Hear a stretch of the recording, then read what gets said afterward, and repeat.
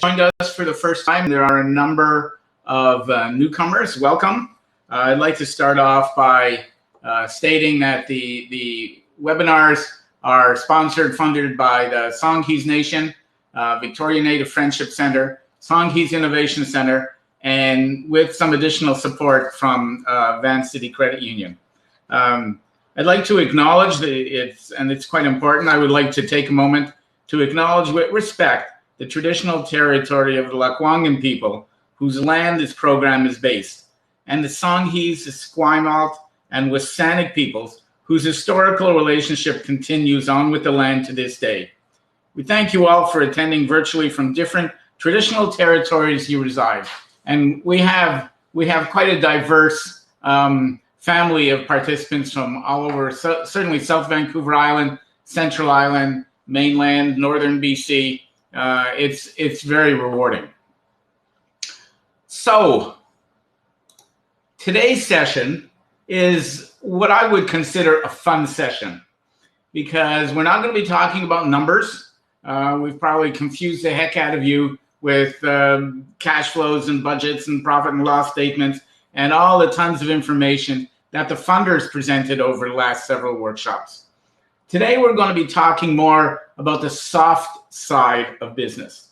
And to me, what I have found in my career and in all my training is that the soft side of business is just as important as the components and elements of a business plan.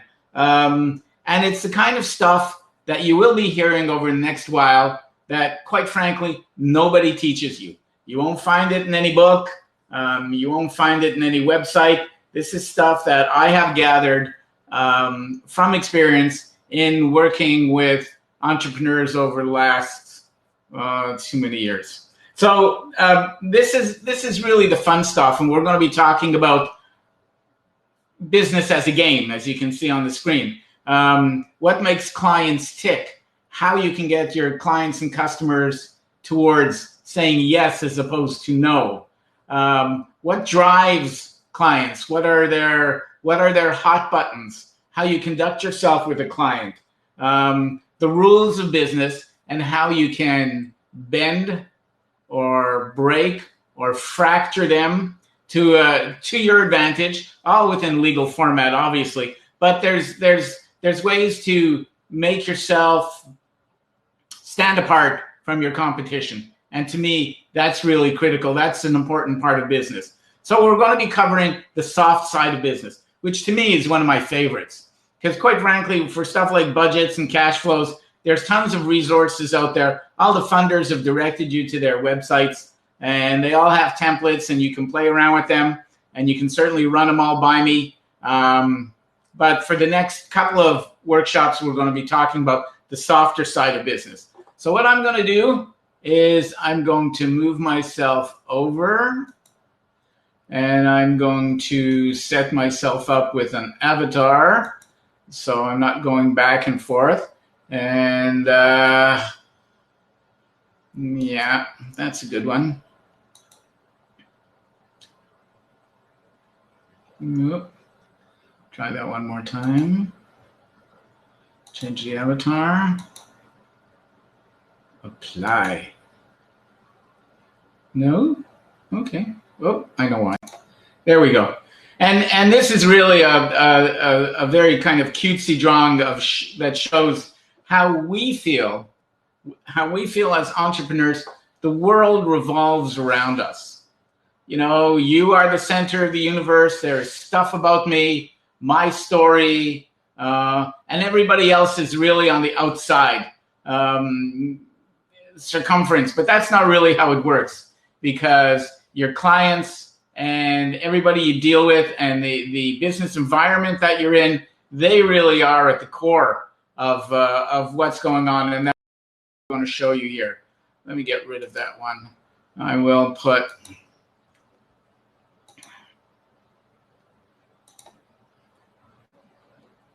good.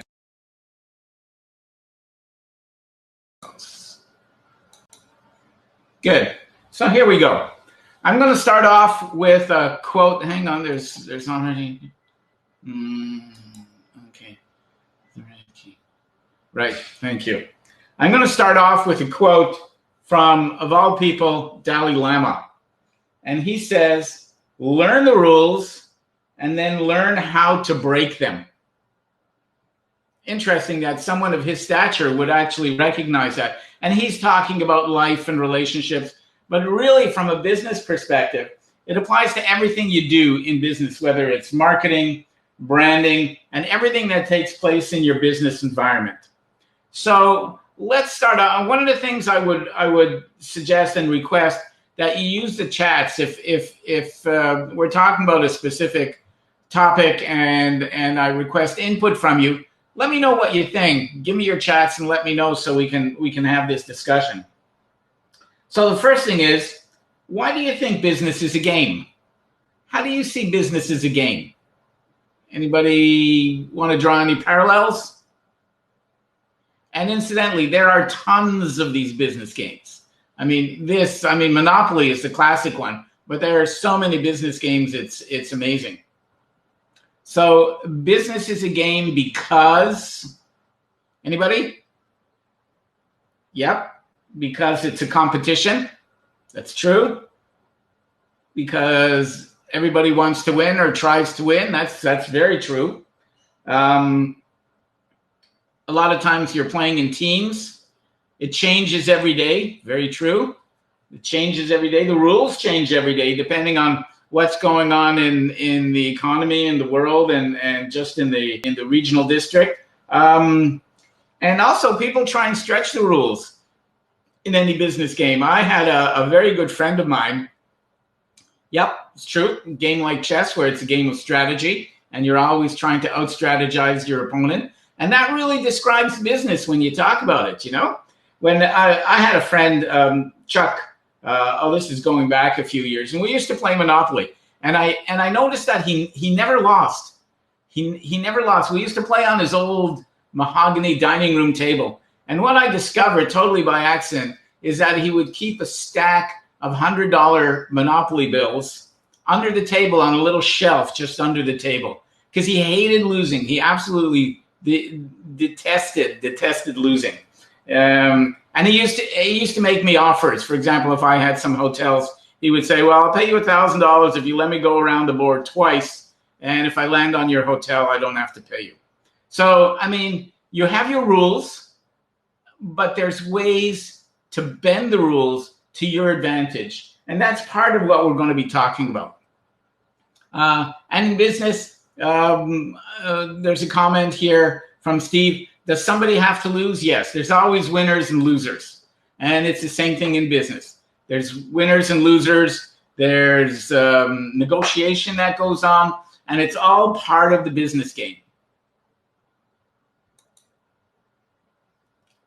So there's another line that I pulled from an article, and says, get in line to chase those more successful while being hunted like quarry by those jealously trailing you.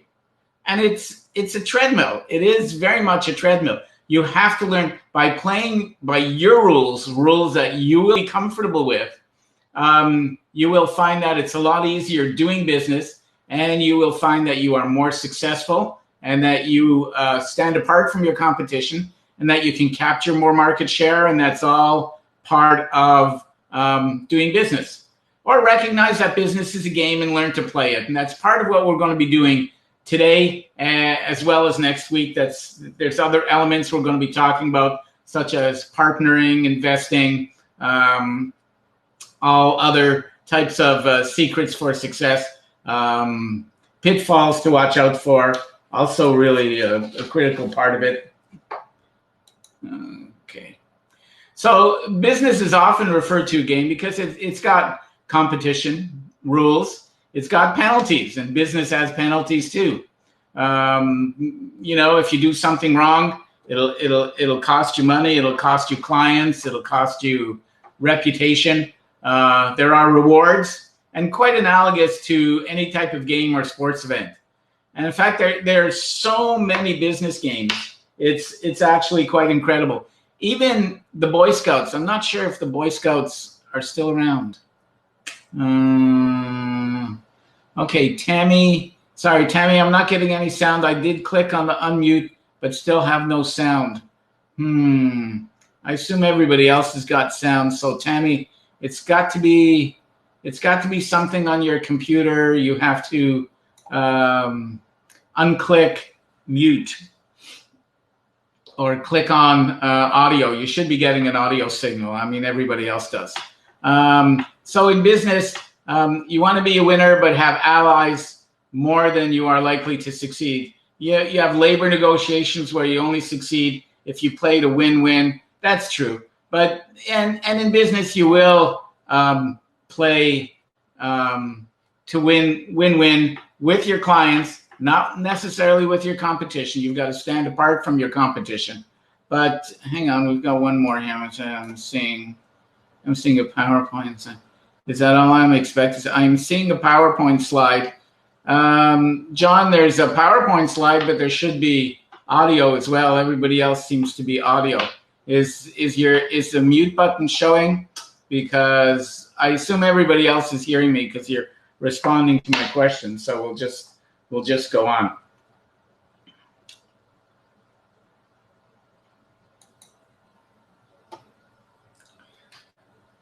So I'll give you an example of the game that's played in business. And this is a real life experience. One of my clients was an early manufacturer of microcomputers, and he was getting a lot of his components direct from China. He was negotiating with a couple of suppliers, and one of the key elements or components he got were these motherboards.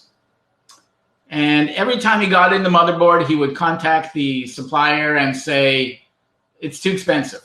It's far too expensive. I need you to drop your price." And they never said no. But every time the new motherboards came in, my client noticed a bit of a drop in quality, up to the point where at one point where he pushed them a little too far, and this was part of the game he was playing, and he pushed them a little too far, and all the boards came in, but they had no terminal tackle. It was just loose wires hanging off the motherboard. And then he realized that he had gone too far. So, playing the game, you have to know how far you can push things and when to stop and when to build relationships that work for you as opposed to being confrontational. Tammy, are you back on board now? Are you getting any sound? I don't know. Everybody else has sound. Yes, I am. Good. Great, Tammy. That's cool. Okay. Yeah, technology is not all that great all the time. It's when it works, it's great. When it doesn't work, it's a real pain. So I'm glad you're back on. So we talk about setting your goalposts. Winning at business is very personal. It's extremely personal. You have to decide how far you want to go in business, what you're prepared to risk, what you're prepared to invest, and what you're looking to get out of it. That's why I always tell all my clients and in all my training, you have to define your success. It could be financial independence. It could be recognition in the community. It could be more free time, more leisure time. It could be the ability to travel and buy toys. But you're the only one who can define what the success is, because business is very, very personal. And you have to decide how far you want to take your entrepreneurial experience. Like, when is it considered enough? And I know I've dealt with a lot of clients who want to take their business up to a certain level, and then they're happy. They're more than prepared to let it plateau and ride on it. Where others I know just want to build this huge empire and branch offices and franchise and hire more people and build a team around them and go. I'll tell you what my philosophy has always been. My philosophy has always been really based on two principles. The first one is fun and money. If I'm not enjoying what I'm doing, I know I won't do it really well. And that's a fact.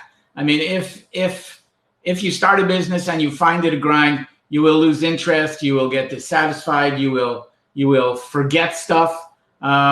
It just won't work for you. So fun and money have been two of my guiding principles.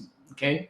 The other is, my principle is to create a business, because I'm kind of a startup junkie. So I will think of a business and work to see if it's viable, do my market research, do my homework, see if I can raise enough money for it, if it makes sense. I will build it as high as I can, and then I will sell it and then start something else. And that's one of the principles of business growth as well. You may not necessarily be married to the business. 5 years from now, you may not be doing the kind of business that you're doing now. You know, some people stick with a business for 10, 20, 30, 40 years. I've never been like that. I've always moved from one business to another because I get inspired and I get motivated by being able to try new things. And then when I got tired, I sell it. And sometimes I do okay. Sometimes I break even. Sometimes I do really well. But those are my two guiding philosophies: fun and money, and build it, think of it, build it, sell it, start something new. So those are my two personal philosophies of business. Now, that's not necessarily how you might feel about business, but you have to set in your mind what you want from entrepreneurship. Okay. So part of that personal growth is trying to determine what exactly you want out of it. And I'll tell you, one of the things that you think most entrepreneurs want is financial security, but it's not. Financial security and financial success is probably about fourth or fifth down what entrepreneurs identify. They identify independence, freedom, free time, family time, certainly the financial element, but it's not the first and foremost of entrepreneurship. Strangely enough, that really surprised me.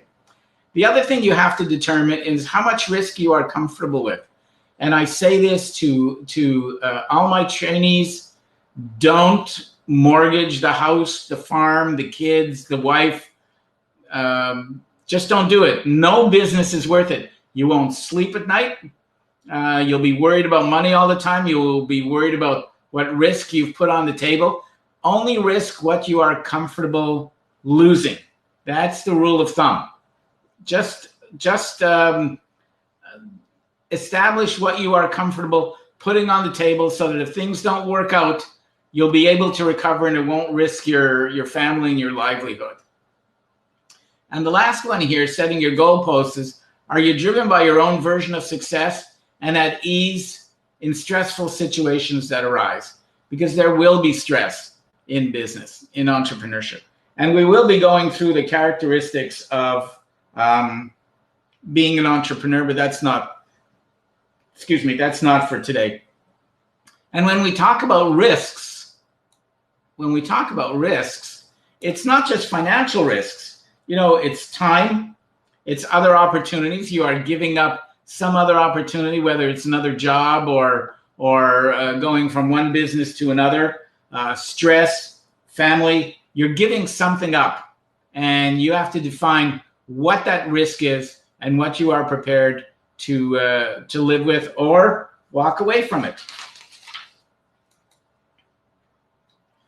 So we're going to be covering a lot of business game rules, and we talk about dreaming. It's really, the business is your dream. It's your vision. It's nobody else's. Don't let anybody else talk you into it or out of it. It's your dream. You're the one, at the end of the day, you're the one that has to follow through on this. And that's quite important, okay? Believe in your strengths, your gut feel, and knowledge. And I'll tell you what I have found from experience: your gut feel is your safety valve. If you wake up in the middle of the night, let's say you're building a business, or you've just started a business, or you're thinking of getting into business, and you wake up in the middle of the night and you're not feeling well, and you've woken up in a complete sweat and you can't go back to sleep, your gut feel is your safety valve. So you should listen to it. Okay? Listen to your own inner self talking to you. It's certainly okay to be a little crazy. That's part of the entrepreneur character. I've been called crazy a number of times, and quite frankly, I think it's very flattering.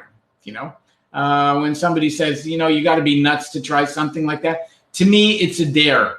I mean, if anybody had told me, and I'm sure people did back then, that I was going to grind up sawdust and sell it to McDonald's for their hamburgers, and do so at a cost of about $4 million to build a plant, with only $3,000 in my pocket. And they said I was crazy, but the more I heard it, the more I said, I'm going to do it. And I found a way to do it. So yes, part of being an entrepreneur is a little bit crazy, and that's part of being a dreamer. When doing your market research, and we talk about market research, and when we have the workshops on marketing, there will be a discussion on market research as well. So you can never do enough market research. You just can't do enough market research. You have to get out there and find out everything you can about your competition, about the marketplace, about the industry. Are you getting into a business that's going to be a trend or a fad? For example, a lot of people got into vaping shops and invested a ton of money. And I don't even know if there are any vaping shops left anymore. A lot of people jumped into the cannabis business very early on, and the government came in and shut them down. And everybody knew that was going to happen. So, what you're looking for in your market research is something called commonality. And commonality means when you start hearing the same things over and over again, that means there's some merit to it. So you look at all your market research and you dump the stuff that's crazy at both ends of the spectrum, and just look at the stuff where there is commonality. Okay, and that's pretty critical. And then you know that you've done pretty well enough market research that you can move on to the next stage, which is planning and development. And one of the things I've always said is don't wear rose-colored glasses. Oh my God. I can't tell you how many entrepreneurs I've worked with that have had inventions that couldn't fail. It was impossible for them to fail. They were so convinced. They were actually wearing blinders. And it's not that they wouldn't listen to anybody. They wouldn't listen to evidence that was presented to them, including in their market research. So don't wear rose-colored glasses. That's why when they say in budgeting, once you do your pro forma, take your expenses and double them, and take your revenues and cut them in half. And that's pretty extreme. But if you can do that and still show that the business is making money, then you have a solid venture. But don't wear rose-colored glasses. It's very, very dangerous.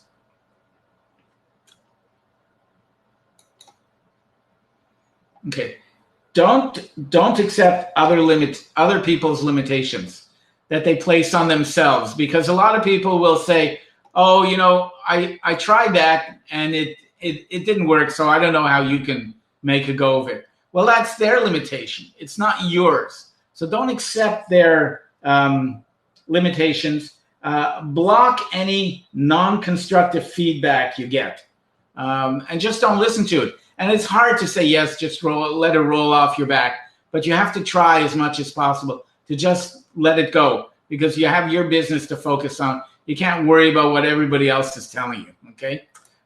Define success, and we said define success, but the key thing here is just for you. And that's something that I have to stress. It's really important. This business is for you. You're doing it to develop your own career, your own future. You may be doing it for the family and kids. That's sometimes the case, but most of the time you're doing it for yourself. So that's why we say it's very personal. Business is very personal. You have to know what you want out of it and how far you are willing to go to get there. Try not to sacrifice personal relationships for the sake of business. When I had my business, I was when I had my consulting business back east, I was out on the road by 4:30, 5 in the morning because traffic was just horrific. I would come home after evening meetings at around 9, 10 o'clock, work till around 1, and out again. And didn't see my kids much, My wife was there, but she was very understanding, luckily. But it was difficult. It was close. I almost lost everything while I was trying to gain everything. So listen, watch, listen, and you'll hear a lot more about this when we talk about communications or networking. You have to learn to listen. You have to learn to shut up and listen. That's really important. And you'll meet people at workshops and networking events and conferences and trade show, and the first thing that they do is come up and try and sell you. Like one of my ex-partners who, I wonder if he's still around or not. Anyways, if he's not, it's no great loss. As you can tell, when we talk about partners, you'll see I'm not big on partnerships. But what he would do is he would immediately get into someone's face and sell and talk about how great he was and how great the company was and what can be achieved for him. And he never gave a chance for anybody else to talk.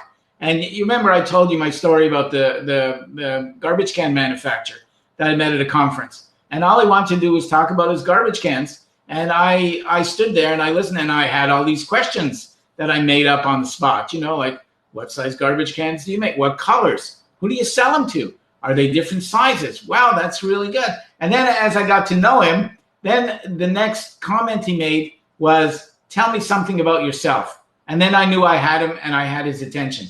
And he turned out to be a long-term client. And he's one of the ones who started manufacturing pink flamingos that people were putting on their lawn for happy birthday, happy anniversary, etc. And he did very well. But you have to learn to listen. It's hard. It's really hard because you want to jump into the conversation and you want to say, but listen to me, And it's really difficult, but you've got to work on it. You have to feel good about trying. You can't worry about failure. You can do everything you can to prevent failure, but you can't worry about it all the time. And you can't feel guilty for trying. Saying, well, maybe I should have done this and should have done that. Well, maybe so, but maybe next time, that's how you will get your business up and running. So don't feel guilty about trying. Feel good about yourself for trying, because that effort is something that a very small percentage of people can do. You'd be amazed how few people, lots of people talk about entrepreneurship, but not a lot of people do it, and very few people succeed at it. But a lot of people talk about, yeah, I'm going to go into business, I'm going to do this, I'm going to do that. Sorry, I got to go home. I'm starting my job, or I have to be in for 6 tomorrow morning to start working in the shipping bay or whatever, and they never get into business. So the fact that you are here at these webinars is my hat's off to you. I wish you all the luck, and we will do everything we can to help you succeed, but you are making the next move, or at least you are exploring what the next move is all about. Let's see what some of these comments are. You can't worry about the what ifs. Very true. Very true. Because, what is that saying that I had for the longest time? And this is one you may want to write down because it's kind of cool. And it said, I used to teach this to my kids. I have had many problems in my life, and most of them have never happened. I've had many problems in my life, and most of them have never happened. And it's true, because we worry about what if, and the nighttime is usually the worst time for that kind of stuff. But you can't dwell on it. And where is it? And you can't. Okay, Rons, I read the biographies of Dave Thomas of Wendy's, and he admitted he sacrificed his family. And you hear that quite a bit. Here, someone wants to be their own boss, and that's why they're going into business. That's great. I mean, whatever your reasons are, whatever pushes your buttons, that's what's going to drive you as you build your business. we're going to go through one more slide, and then I want to get into something called a SWOT, which is a really good analysis of what you bring to the business. Okay, so some additional business rules. Let me see where we are here. Some additional business rules. Right. Okay. Find business friends. And when I say business friends, I mean business equals. People who are in the same position as you are, or slightly ahead or slightly behind, but close to what you're trying to do in business. They may be in other types of business, but they will, when you talk to them about some of the things you're going through, they may have already lived through it. They may understand it. They may give you some advice saying, yeah, that happened to me, and this is how I dealt with it. So if you're going to establish a bit of a social network, find some business friends that you can rely on, a bit of a coffee clutch. And this is what I used to do with some of my friends, some of my entrepreneur buddies. We used to get together every week or every 2 weeks over coffee, and we'd have a constructive session. We'd talk about mutual problems. We'd have our usual bitching session, because there's always some of that. But we came away and we always learned something from each other. So business friends are really good to have. And I'm not talking about your brother or your sister or your dad or your mother. Family is tough to work with. Family is really tough to work with. You get extremes. You get the ones who support you no matter how horrific your business idea might be. And and others will just tear you apart, saying, no, you'll never make it. This is a terrible idea. Go back to your 9 to 5 or your 8 to 4. So I try to avoid family because their opinion is skewed. It's definitely skewed. It's one-sided, one way or the other. You should be talking with people who have no vested interest in your business and don't know you for the last, 50 years or whatever, and are judging you on what you were like when you were 18 or 19, and just stay away. Find business friends. Really, really important. And you can usually do that in a business group, chamber of commerce, get together, those kind of things. Try not to listen to other people's horror stories about business. They are theirs, not yours. I always found it kind of interesting, like when if you got sick, and let's say you had surgery, all of a sudden everybody starts to show you their scars. Oh, here's where I had my appendectomy. Here's where I had my gallbladder surgery, Or don't listen to other people's horror stories, because this goes on about business too. When you tell people that something's going on, you'll hear all their horror stories. Just don't share them. It's not worth it. And their horror stories and their misgivings are theirs alone. They're theirs alone. Don't undersell yourself. Learn your net worth to others. The fact that you are even taking these workshops shows me that you have the interest and the stamina to probably get into business or build your business, because you're interested in learning more. You're asking questions. You're finding out what it's like to be in business. You're exploring everything from funding to marketing to branding to technology. That's really key. And that's part of what it's like getting into business. Be proactive. Excuse me. I'm going to take a little drink here.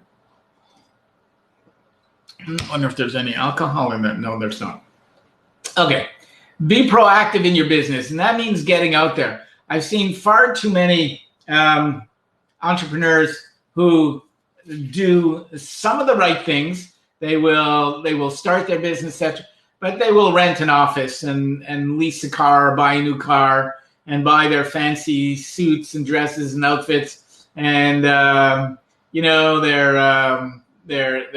fancy cell phones. And they'll sit in the office and wait for the phone to ring, or for their cell phones to ring, or for the orders to fly in by email. You have to be proactive in business. And the reason is there's just so much competition out there. You have to be able to try and get in front of everybody else. And that's part of being in business, is being proactive. Find ways to get your face out there, to get known. And that's part of what we talk about when we teach communications and marketing, branding, and networking.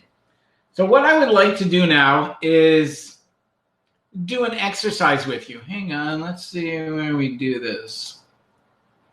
Okay. And there's something called a SWOT. And SWOT is strengths, weaknesses, opportunities, and threats. Now, a SWOT can be done for you personally or for your business idea when you do a business checkup. But let's do one for you personally. And what we're going to look at are, what do you bring to the table? And that's an important part. That will give you the confidence to know that you're doing the right thing. And it will help identify if you have any weaknesses that you have to take care of. So strengths and weaknesses. Now you should grab paper and pencil and start to jot some of these things down. Not necessarily what's on the screen, but under these categories of strengths, weaknesses, opportunities, threats. Okay, strengths and weaknesses are internal, and it covers your experience, education and training, tech skills, people skills, personal attributes. If you're a sociable individual or if you're a shy individual, which would be a weakness. Other interests you may have, what value, personal values, your personality. Do you have the personality it takes to be an entrepreneur in the kind of business you're looking to set up? Leadership, if your business is going to require staffing or subcontractors that you have to take care of, and your network. So those are some of your strengths. I mean, your strengths could also include the fact that you've worked in this business before, or that you have management experience in operating this kind of business. It could be that you have the connections, and that would be your network. You have the connections to get in there and get some contracts signed or know who your clients are. So these are the strengths that you bring to the table. Okay? Then you have to look at the weaknesses, and you have to be honest with yourself. What are some of your weaknesses? Weaknesses include maybe lack of experience or lack of training. You may need some skills. I mean, your business may require some licensing, which you don't have, or certification. Weakness could be that you're not good at numbers crunching.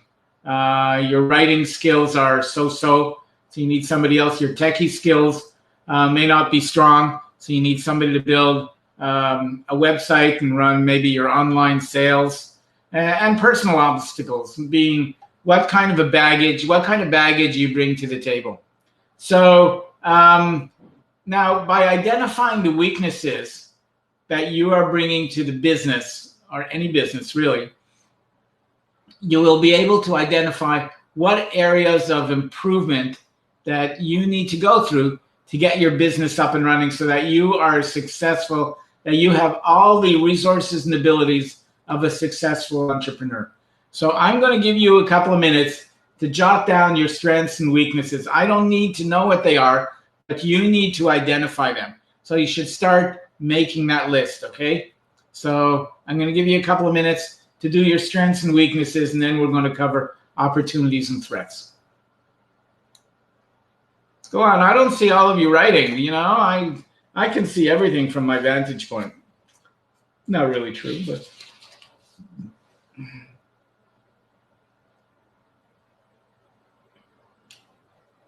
TikTok. And you have to be honest with yourself. Take off those rose-colored glasses when you do strengths and weaknesses. If one of your strengths is you are the greatest whatever, then get those rose-colored glasses off.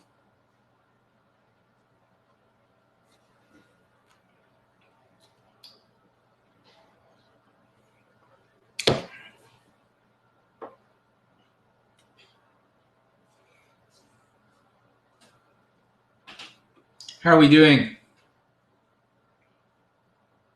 Strengths and weaknesses. Personally, what they call internal.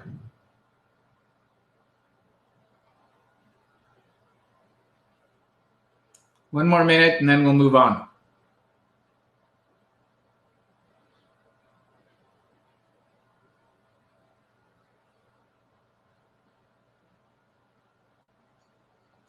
It's a really good exercise, and you can complete it after the workshop or tomorrow. And what I would recommend is once you complete this, put it away in the drawer on your desk and take it out in a day or two and look at it again and fill in the blanks, because it's a good kind of exercise to go through in stages.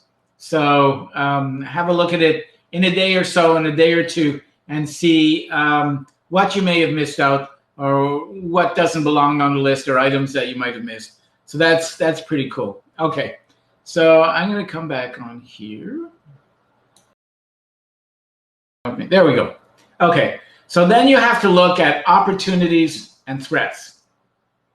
And this is called external, because opportunities is what other opportunities can you realize from your business. And this is positive trends in your industry or career, educational opportunities, advancements and promotion, professional development opportunities. And a lot of this has to do with career, but it could be new product lines, or you've done some market research and you see that your competitors are now offering X, and you can offer that as well, and you can actually leapfrog them and offer more. New markets have opened up. Opportunities have opened up because of situations around you. For example, look at all the businesses that are taking advantage, and that's probably a terrible term, but taking advantage of the COVID crisis. And there's home delivery and landscaping and dog walking and takeout foods and online exercising. And I mean, there's online sales. Look what's going on with online sales. So those are the kind of opportunities and you may want to look at opportunities for short, medium, and long term. And that's what I would recommend. Look at some of the short-term opportunities. An opportunity could be that you've heard one of your competitors is getting old and he's looking to sell, or he's looking to partner and just live on some royalties as he goes down to Hawaii to retire or whatever. So these are opportunities. These are shiny coins on the road. The last one is a tough one because it's threats. What could threaten what you're looking to do? And it could be economic threats. It could be war. It could be, Trump wakes up in the morning and makes another executive decision that impacts your business on imports, exports, or technology or whatever. Competition makes a move. That threats are really stuff you have no control over, but they impact your business. Everything from economics to war to COVID, obstacles. So you should talk about these threats.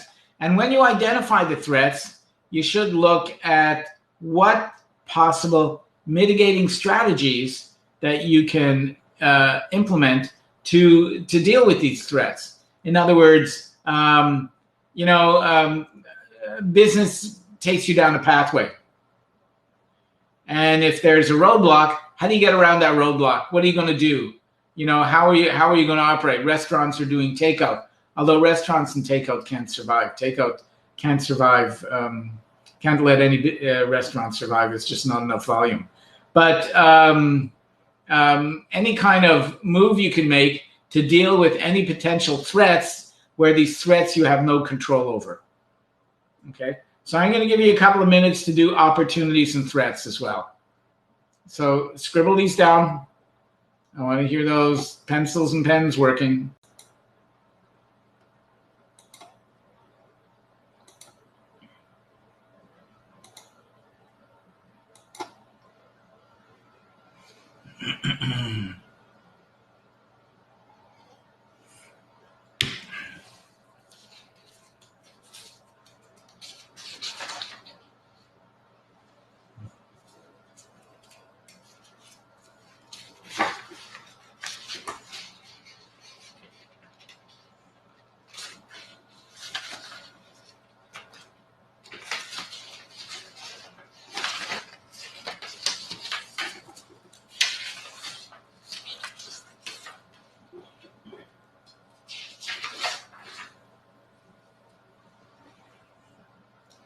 Okay, everybody done? So you should have the framework for you should have the framework for an interesting SWOT analysis for yourself and your business. And that's something that changes over time and grows and changes depending on different economic conditions. So it's something that you should continually update. No question about that. So there's some additional business game rules. Set your own goalposts. We talked about that. Find ways to make things work, even the difficult ones. Do more daydreaming. Enjoy what you are doing. You have to enjoy what you are doing. If not, you just you won't make a go of it. Impress the heck out of everyone and yourself. Yes. I have a question here from Jennifer. Can we get help with a business plan and a mentor? I would say yes. If you email me, tell me more about what you're looking to do, then I can work with you on your business plan, and I can mentor you in terms of getting your plan done, funding, if it's marketing or technology that's involved in your business, for example, getting online sales or delivering webinars or whatever. I can put you in touch with one of our other mentors, but the answer is yes. Mentoring is part of this program, and I will gladly work with you, Jennifer. So we also say business is theater. Now, why do we say that? Anybody got any ideas why business is theater? How is this true?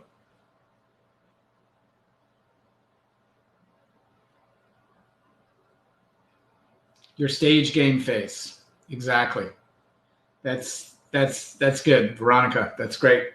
When the person you are in business, especially the one who's out there meeting clients and going to conferences,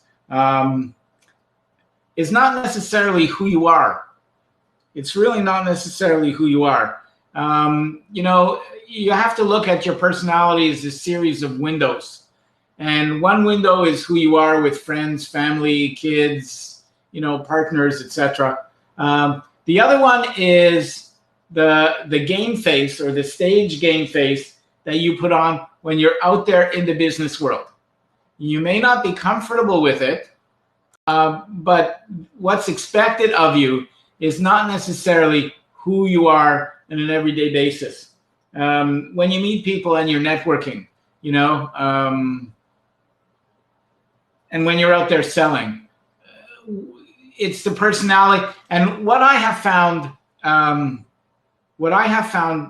like that's been part of my success is my personality is very much like a chameleon. And I'll explain that. When I go in to see a client, I will assess them very quickly. First of all, I'll do research to find out who they are, the type of business they are, et cetera, et cetera. But when I go in to see the client, I will get down to their level or get up to their level, depending. If it's a really high-end office, it'll be prim and proper and very professional, and keep my jacket and tie on, and I'll talk the same game plan as a client, the same style. Whereas if I'm going into a client in some sort of manufacturing and his office is in the back, right next to all the heavy equipment, and it's dirty and he's dressed in a t-shirt and jeans, I will go in and I will get down to his level. If he swears, I will swear. If he talks sports, I will talk sports, even though I know nothing about it. I will avoid religion. I will comment on the photograph of his kids. I will talk about his website. I will adapt to the client's style. And that's where we say business is theater. And I consider myself very much a chameleon. Hang on, does that mean that we should lie on rocks and sun ourselves? Ted, my answer to that is yes, if that's what makes you comfortable. If that helps you change your persona, then do it. You know, it's funny. But anyways, business is play acting. For a lot of people, they may be uncomfortable in terms of presenting themselves and being outgoing and how to deal with and communication, which is not all that easy. Communications isn't automatic. It's not just like talking to somebody. You have to get your point across. You have to learn to listen, etc. That's why one of the series in this in these webinars is play acting your role in theater, and the person who is teaching it is he's been on TV, he's been on movies, he's been on TV's. He was one of the co-stars in Trailer Park Boys. He's been in theater right across Canada and overseas. He's a trainer, an actor, as well as a really cool marketing guru as well, because he does a lot of marketing work. And he is an instant chameleon. He can adapt, and he will show you. And he's quite a cool character. His name is Lex Dunn, and there's a number of workshops done with Lex. But theater is a big part of it, and it's learning how to adapt in any situation you find yourself in. Now, one of the questions I had, and we'll take a break after this. One of the questions I had the other day was, what is guerrilla marketing? So guerrilla marketing is getting the biggest bang for your buck without spending a lot of money. And the story that comes to mind for me is a place called Seal Bay. And this will give you an example of what guerrilla marketing is all about, okay? I can't remember which one of you asked me about guerrilla marketing, but this is a great story about it, okay? There was a community in North Vancouver Island. They had a regional park, and it was called Seal Bay. And the regional district didn't want to pay any money for upkeep.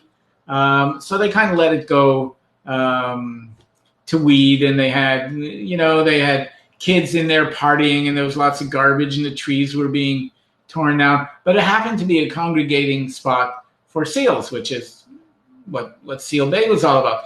And no matter what the community members did to try to pressure the regional district and the city officials, nobody budged. Nobody wanted to kick in any money.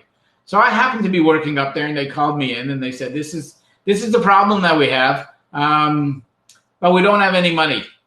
I said, okay. I said, I don't mind. I'm working up here anyway. So the strategy that I had developed is I knew somebody who was the newspaper editor up there.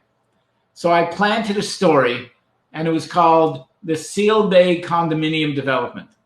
We were going to asphalt the whole area. We were going to put in 30 or 40 units, tennis courts, swimming pool, parking lot, and maybe even a marina. And just this beautiful natural paradise would basically be destroyed. It would become a commercial enterprise. Well, and a lot of the citizens in the community, they got really upset, and they started to pressure. The regional government and the community to do something about it, but they still couldn't get them to move. So I planted a second story in the newspaper that said the Vancouver Aquarium has agreed to come to Seal Bay, capture all the seals and all the pups in Seal Bay, and bring them over to the aquarium. Well, everything hit the fan. The community was absolutely up in arms. They were livid. They were ready to riot and go in and just tear a new one for the regional administrators and the city government. And then they found out that my stories were not true. But by that time, the awareness had been built, and the regional district and the community got together, and they funded the enhancement and rejuvenation of Seal Bay. Now, they were pretty well pissed with me, I can tell you. But I turned it around as well, and I said, I'll help you market this as a tourist attraction, which we did. So everybody won. Seal Bay was recaptured. it became family oriented instead of a party hangout. And the city was happy because they had another tourist attraction to boast. So that's an example of guerrilla marketing. What did it cost me? It cost me a little creativity, a couple of stories planted in the local paper, and knowing what the reaction would be. Because I knew what the hot buttons would be to get people moving and to get the regional district to react. And that's a perfect example of guerrilla marketing. Seal Bay. On that note, we're going to take a 10-minute break, biological break or a snack break. Seeing as we're all in COVID and isolating, we probably have a pantry full of snacks and snack foods. So let's take 10 minutes. At 5 minutes past 7, we'll gather back again and we'll continue on. So I hope you enjoyed the story of Seal Bay. It's actually one of my favorite success stories. And it still gets tons of laughs because something as simple as 2 stories planned in newspaper just turned it all around. So I will see you all back at 5 past 7. Thanks. See you soon.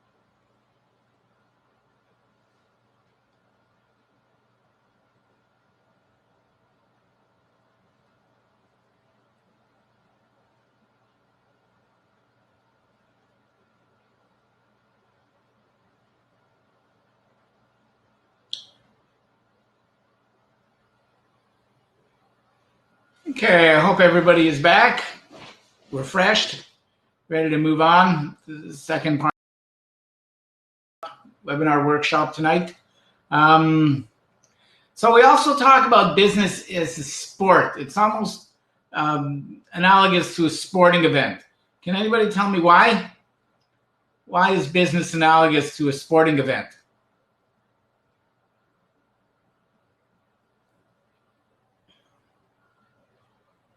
Everybody there? Why would business be related to a sporting event? And why would it be described? Yep. When it can be brutal. That's very true. It can be very brutal. It's not for the faint of heart. Here's a few of the others, okay? Your brand, the team crest is the brand. It involves money, very true. Your business plan is your playbook.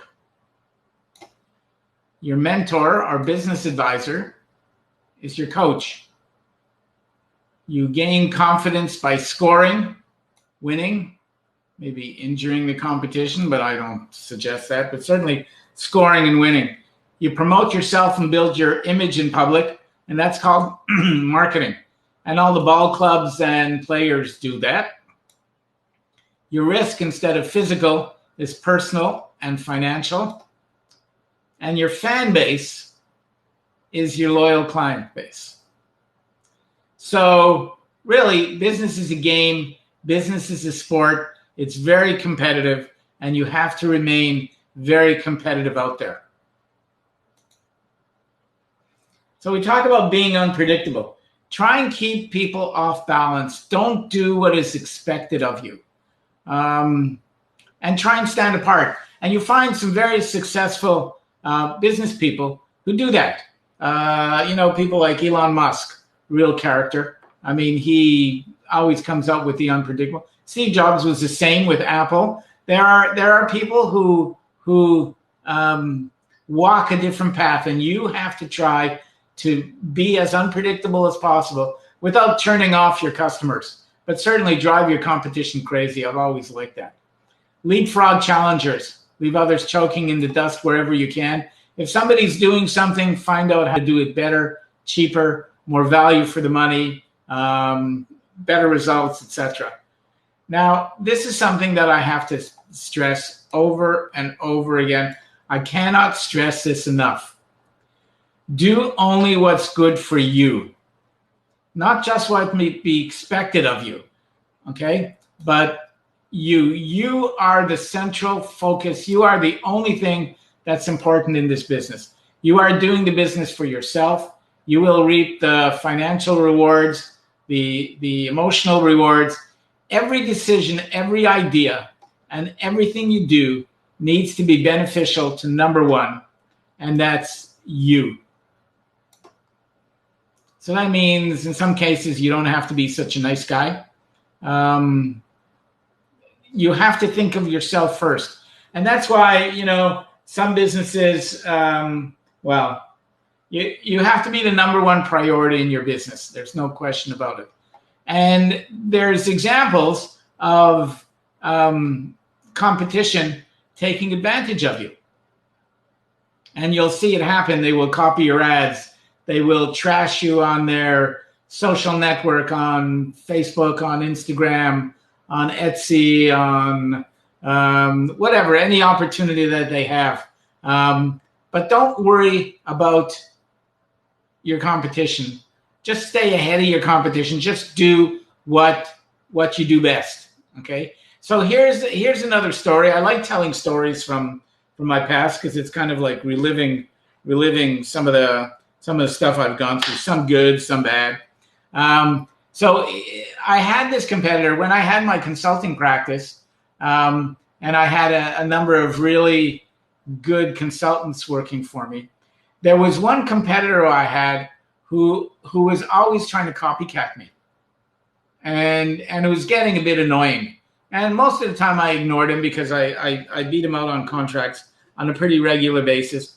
But he was annoying to the point that in one report, one of the things that we used to do in the consulting practice, we used to build these statistical models to predict how a community was going to do if they had an upturn or a downturn in any one economy. In other words, if they were getting 20 new tourist jobs, what would it mean for retail, for teachers, for police, additional municipal government, theaters, banks, etc.? How would the trickle down be? And it was a very effective statistical model. The government used it quite a bit, the BC Government of Investment. And then my competitor came out with a report that he did for one community, because it always looked at communities and regions.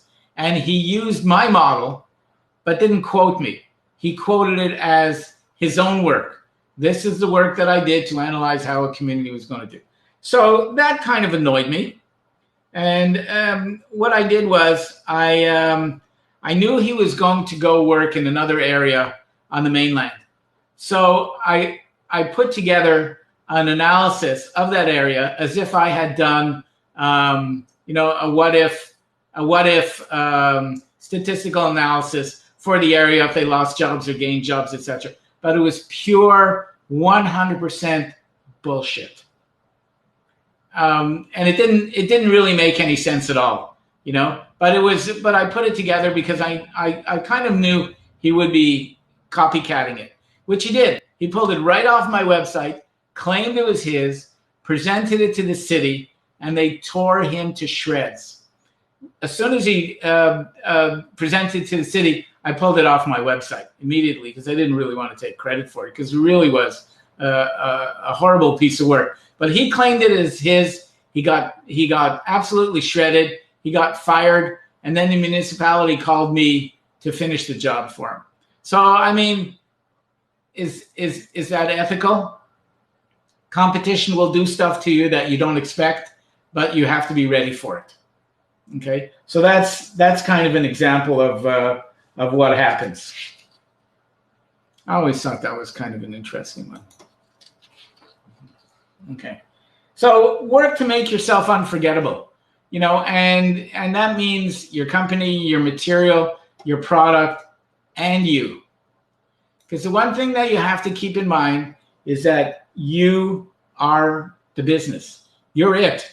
You represent the business. Everything you do is related directly to the business.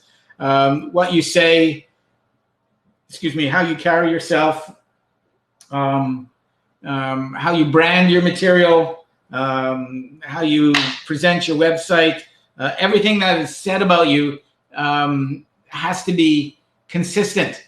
So it has to be consistent with your material, your product, your brand. And, there's some companies that have worked and spent tons and tons of money developing a brand that is easily recognizable, that has absolutely no words attached to it. And I'll show you a few. I've scribbled them out here. So here's one. Do we know what that is? I'll show you again. Who's that? Everybody knows that one. That's Nike. Look at all these responses. Yeah, and that's actually from a wing of a statue in Ephesus, Turkey, that the owner of Nike saw on one of his trips, and he fell in love with it. So yeah, so that's a symbol now. It's everywhere, and you see this in all their products, all their branding, all their commercials, everything that they do. Now you're not Nike, and you're not some of these majors, but you can be consistent in your message. And when we cover the marketing workshops, you'll hear Lex talking at great length about this consistency. Here's another one.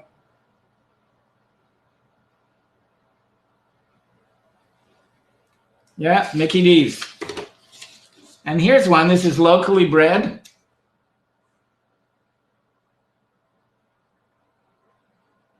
People recognize it?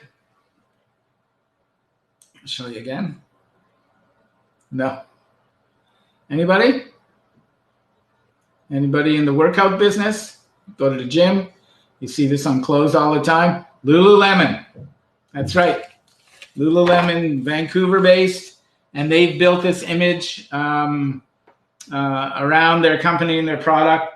And It works, and you have to do the same thing. You have to try and make yourself unforgettable. So to try and attract attention, to make yourself memorable to your client and customer base, okay? Understand what drives your market and become a driver, not a passenger. You have to know, and this is something that funders will ask over and over again. It's one of the first questions. Who are you going to sell to, and how do you know they're going to buy from you? Or how do you know they're going to hire you? And so you have to be comfortable knowing that you have the marketplace and you know how to get to the marketplace. I always say be a little rebellious, and people who know me know that I can be a little outrageous. Lex Dunn and I put together a website and a business that we were going to launch, and it was called. Well, I showed you the video for it. It was called Ruski Brewski. It was for a new microbrewery. But we also put together a training session called the No Bullshit Business School. And that was something that we were in the process of launching and may still do so. So we tend to be a little edgy in what we do. I like that. Well, I just like it. It works for me. Learn the hot buttons that gets clients going. Like, tell me why a client would hire you. Can you tell me why a client would say yes to you and feel good about it? Because I know some of you are already in business. So why would a client hire you? Or use your services or buy from you? Original product, yeah, to be as original as possible. Knowledgeable, knowledgeable is the kind of thing where people say, I've got 4 degrees, I've done training in this and training in that. Customer service is a biggie, but knowledge is one of these things that you have to be careful of. And I'm going to go into it next. Okay, so what else? Customer service, yeah, that's good. Passion, how your passion comes across, very much so. Okay, authentic, unique. Okay, personality, very, very much so. I'm going to talk to you about, where is it here? There are several hot buttons that you should know about. Okay, where's it? Rules and tactics. Let's see, it's this business more rules and tactics. Don't go away.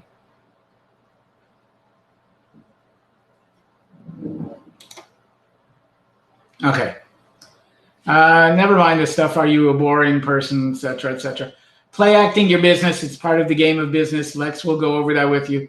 Become someone others are happy to deal with for your customers or insecure about you, and that's competitors. So confidence is something. So these are the items that you say trigger people to work with you.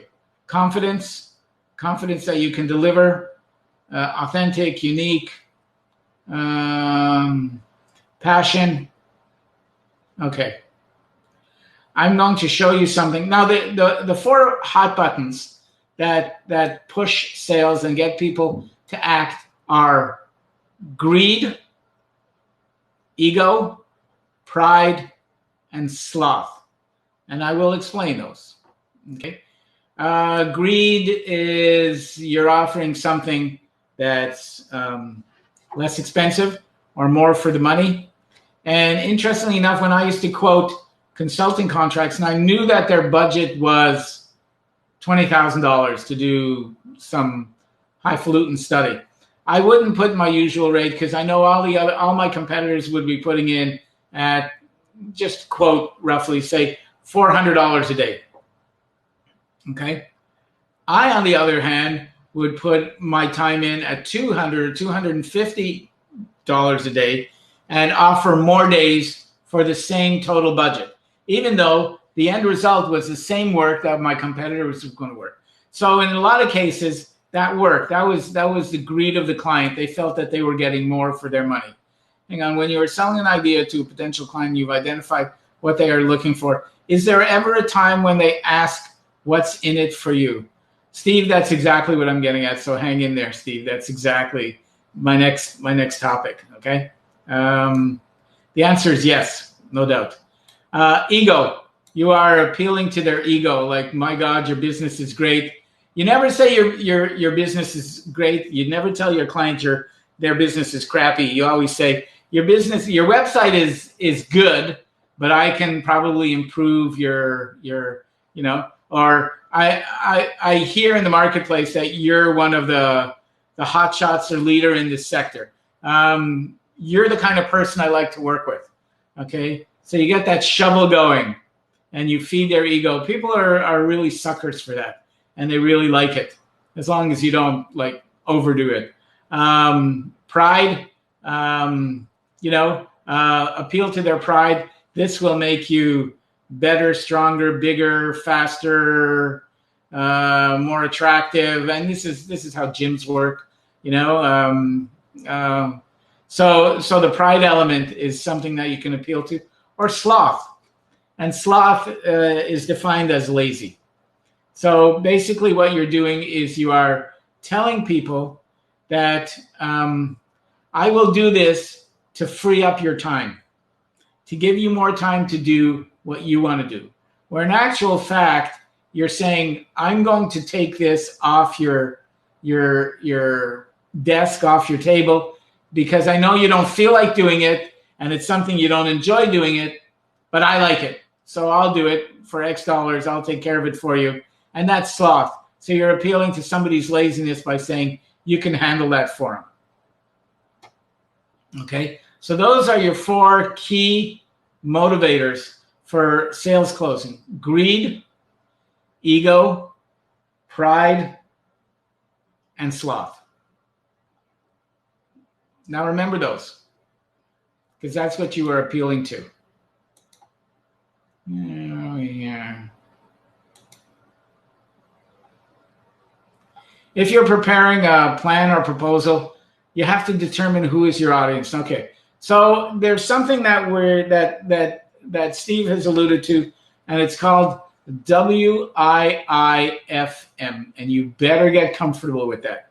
Know your targets and cater to them. It should be in every contact, communication, and pitch. After all, it's not what you want to sell or promote, it's what the target wants and needs. That's important, and I'm going to show you here. Okay, this is what every client, when you go in to sell something, and you tell them you can do it. You're doing it because you know how to do it. You have experience. You have the degrees. You have the track record. And if you came to me with all that, I would say, I don't care. Tell me what you're going to do for me. Why should I care about what you're offering? And the classic story about that is, we had a client who was Toronto-based. It was a multinational client, and we got him government grants for one of his projects. And it was much more than he deserved, much more than he needed. And he was ecstatic. We got him a ton of money. And then he had another project. He called us about 3 or 4 months later, because we became really good friends. He called us again. Says, we have another project at one of our plants. Can you handle it? And we said, yes. And he said, well, give me a quote. And I said, well, look what we did for you last time. We were so successful for you last time. And he basically said, don't tell me what you did for me then. Tell me what you're going to do for me now. This is after we got him grants for like several $1 million for his factory. And it just blew me away. And I said to him, well, I'll tell you what I'm going to do for you now. I'm going to leave, because I was just so outraged. And he called us back and said he was just kidding, but he wasn't. But this is what you get. In anything that you're going to do, in anything that you're going to present, it's not what you want to sell. It's what the client needs. It's not your credentials, which are great, and you can use those for selling features, but it's what the client is looking for, what it's going to do for them. Are you appealing to their sloth? Have you identified a need? Are you appealing to their pride? Is this going to do something for them? Is this going to improve their bottom line? You know, I had a client who was doing web design, and he would go in, and he had a great deal of difficulty getting new clients on board. And the reason is he would go in, and I said to him, okay, sell me. Come in and sell me on you doing one of my websites. And he came in, and he was very personable, very polite. And he told me about how long he's been running the company, which is good. He told me about the fact that he had a good client base. He knew what he was doing. He had lots of degrees, lots of credentials, and that he felt he could do a good job for me. And I said, you haven't sold me one bit. Oh yes, he also told me I'd get good value for money. So none of that really sold me. I mean, he didn't tell me what it could do for me. So instead, I developed a little spreadsheet with him. And when he went in to see a client, he'd ask the client about 3 or 4 numbers, like his sales or unit sales, years in business, blah, blah, blah, competitive placement, etc. And when he filled in the numbers, he said, okay, if I do your website, and I know we can do this, this will increase your sales by anywhere between 3 and 5%, which represents X tens of thousands of dollars for you and this much bottom line. So that's what I think I can do for you. There you go. So what he was doing, he was identifying specifically what he could deliver for the client, which was awesome, because it's not so much his credentials and how great he was, but it's what the client needed to hear. And if you can do that for your business, you know, as part of your selling pitch, to show the client what you can do, and the fact that you can deliver quantifiable results, not just qualitative results, but quantitative results, numbers, what you think you can do for them. Like if I was to do your business and your website, and your business increased 5%, would that be worthwhile to you? Bingo. All of a sudden, your potential client has something that he can hang his hat on. Okay, so be very specific. So that's what Steve was alluding to when we talk about what's in it for me. What's in it for me is a really important concept. A really important concept. It's something that you should keep in mind.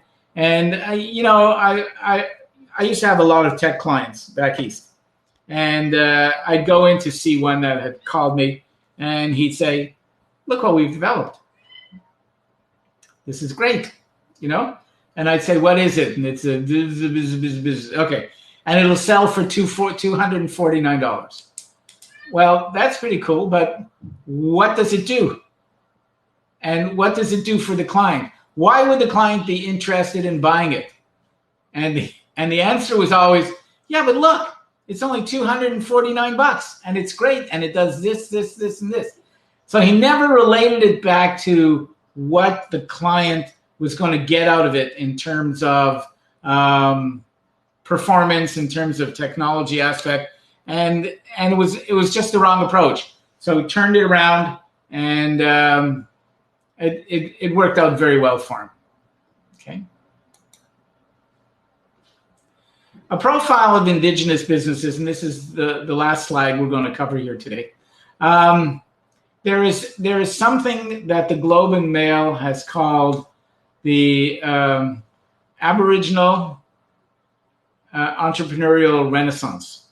and there are more enterprises, indigenous enterprises, 5 times more than non-indigenous. So it's you're in a field that has a very high growth pattern. Okay, and this is based on a report done by one of the indigenous organizations. I can't remember which, but I can find it. 37% are hiring and training employees, mostly indigenous employees.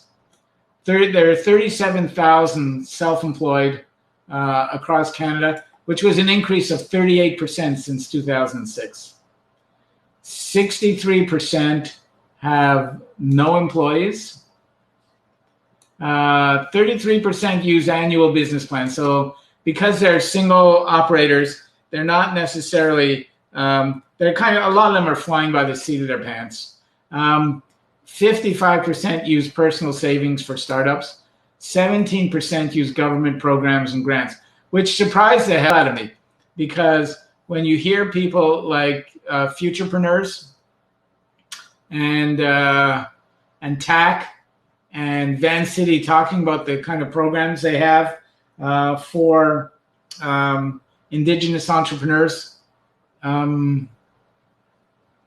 there's so much out there. I don't know why more people don't take advantage of it. I think part of it is, and this is what I got from, and this is kind of some of the feedback I got from the funders, not from the funders, but people who talked about the funders. Hang on, what's this? I like the example you gave for closing deal, 400 versus 200, same amount. I'll keep that in my toolbox. Yeah, thanks, Lillian. It worked really well. I mean, it still works to this day. Anyways, people are afraid of asking for money. People are afraid because when we get these funders on board, they try to simplify their offerings, but they download, or they do a brain dump of a ton of information. So it really causes a lot of consternation and fear with entrepreneurs.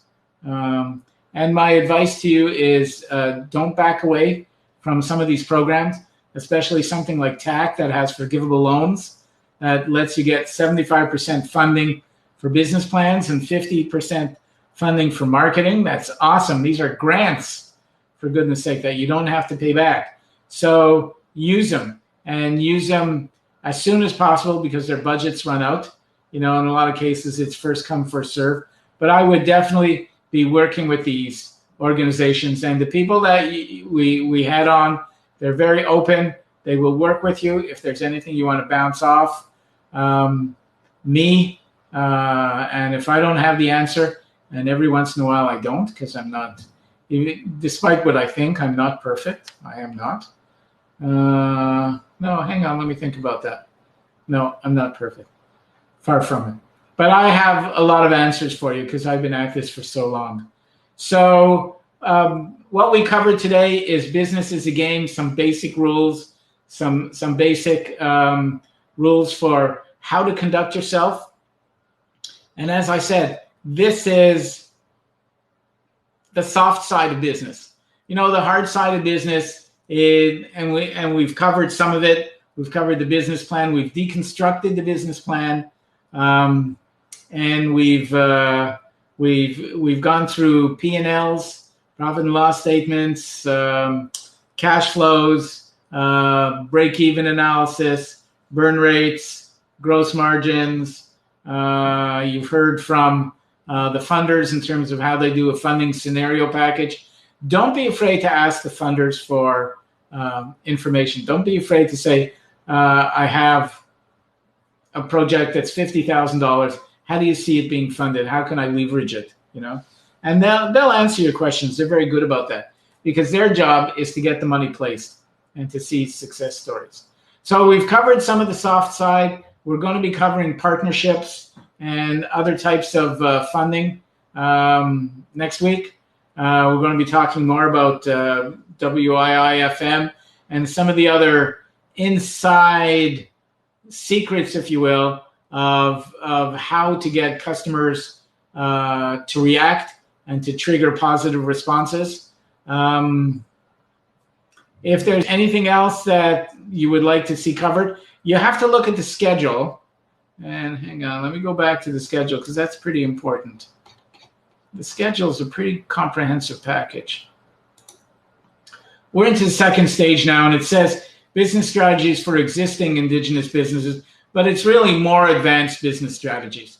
And we talk more about business planning and how to identify opportunities. And we do something called a business health checkup to see if your idea makes sense. And that's what we're going to do next week, is a business health checkup. Does your idea make sense? And if not, where are the loopholes and what areas do you have to improve before you're ready to start pouring time, money, and effort into it?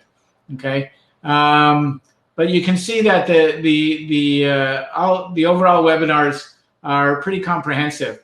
We have business opportunities for Indigenous entrepreneurs, 2 days of workshops or 2 evenings of workshops with Chris Cathers. He's a very successful Métis entrepreneur. We have communications, networking, and building your business contacts. That is with Lex Dunn, and I can guarantee you that the Lex Dunn's webinars will be entertaining. He's just that kind of guy. Make technology your friend, the best web and social platforms. That's again Chris. Marketing, branding, and guerrilla tactics for Indigenous businesses. That's Lex again. Making an impact, a successful business rebel. This is really getting edgy. Some strategies on how to package yourself, how to package your business. Yeah, that's my baby. Business Rebel is something I've always been a big believer in. And then the first week of July or second weekend of July 7th and 8th, we have the competition for the most innovative businesses and the awards for people who submit those business ideas. Okay, so that's basically it for tonight. I think we've covered a lot of ground. It's always my concern that we try to cram too much into these sessions, so I try to limit the amount of information. These webinars are all on the Thriving website. So yesterday's and today's webinars will be posted by Friday. So if you want to review them, and it goes through all the PowerPoints and everything that we talked about on screen. So if you want to have a look, you can do that. So there'll be 4 altogether, I think. Yeah, something like that. No, 4 or 6. Yeah. So that's basically it. Ted, thank you for your kind words. Well-paced, packed with useful information. Have a good week. I say to you all, the economy is opening up. The social distancing is opening up a little. Don't let it go to your head. Stay well. Stay safe. If you have anything that you want to talk to me about, reach me by email.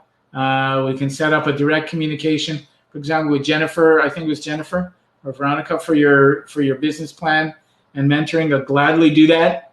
And stay well, stay safe, and we'll see you next Monday.